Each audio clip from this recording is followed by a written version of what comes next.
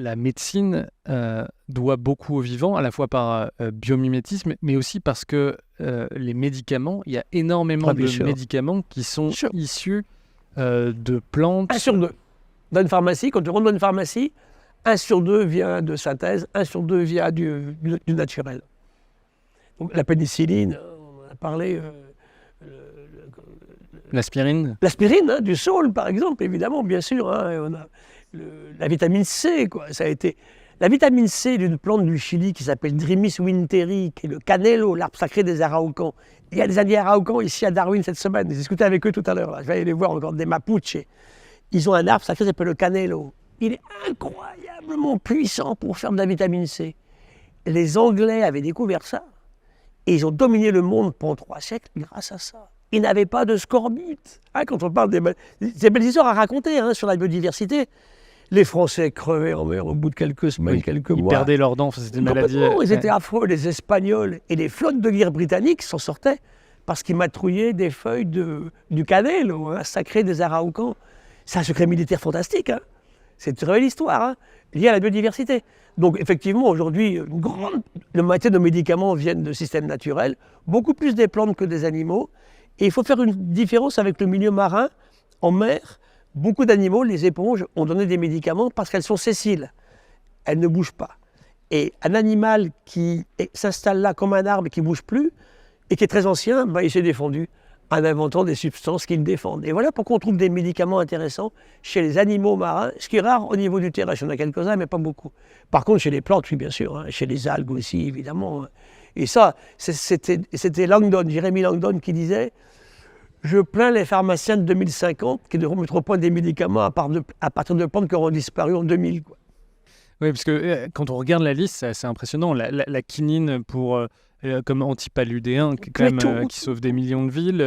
Les anticancéreux, la vinblastine, mais incroyable.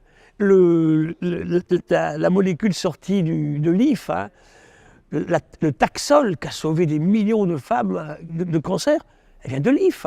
Des aiguilles de l'IF. Oui, de l'IF américain, oui. Et d'ailleurs, c'est toxique. Les vaches qui bouffaient ça, elles étaient malades, elles mouraient quand elles mangeaient ça, en fait. Donc là, c'est encore une fois, on revient à l'arrogance de l'humain. Il veut tout réinventer. Vous savez, je dis souvent, quand je parle du biomimétisme, le vivant a tout connu. Il s'est adapté à tout sur 4 milliards d'années. Les avatars, il a tout connu. Il a survécu parce qu'il s'est adapté. Et il s'est adapté parce qu'il n'a pas arrêté d'innover et de changer. Je ne fais surtout pas. C'est Einstein qui disait ça. Comment voulez-vous résoudre des problèmes avec les mentalités qui les ont créées? On est en plein dedans aujourd'hui. Ça, c'est quelque chose que j'ai découvert en regardant tes conférences. C'est à quel point il y a eu des prix Nobel de médecine qui, justement, ont fait leur découverte à partir du vivant. Est-ce que tu peux nous donner quelques exemples? Alors, moi, je m'étais beaucoup intéressé aux marins, bien sûr. Parce que, on ne protège aujourd'hui que ce qui sert à quelque chose. Donc, ce qui se bouffe. Toile de mer, aucun intérêt. Toile de mer, elle a donné à l'humanité la phagocytose, dans le fait que dans le règne vivant, chez tous les êtres vivants, y compris l'humain, des grosses cellules, des killers, tuent d'autres cellules dangereuses qui peuvent être des virus ou des bactéries. Et puis aussi, ce qui est absolument très clair là-dessus, c'est que ce système-là d'étoiles de mer, on a découvert la molécule clé du cancer, quoi. C'est une des plus belles découvertes de l'histoire de la médecine. Mais on est en 2001, Timothy Hunt travaille en Angleterre. Il est associé à des Américains qui travaillent sur les levures. On revient à des petits organismes aussi, Saccharomyces, et ils trouvent une molécule qui s'appelle cycline, parce qu'ils font des gels et ils montrent qu'à un moment, quand une espèce se reproduit, que ce soit une bactérie ou bien là en l'occurrence une levure, il y a une molécule qui apparaît, qui disparaît, qui apparaît, qui disparaît. Et ils se rendent compte qu'elle apparaît chaque fois quand la cellule va prendre la décision de se rediviser.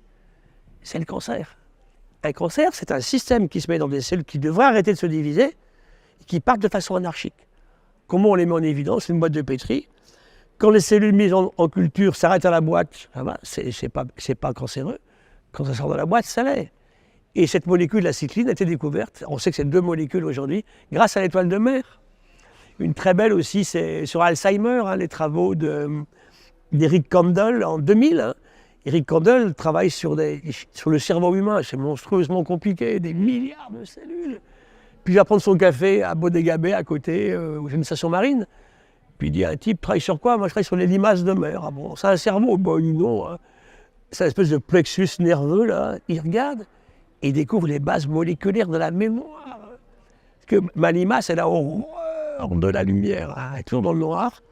Donc, il va faire un truc assez tordu que font les expérimentateurs. Chaque fois qu'il allume, il met à bouffer. Quand elles sont dans le noir, elles n'ont rien à bouffer.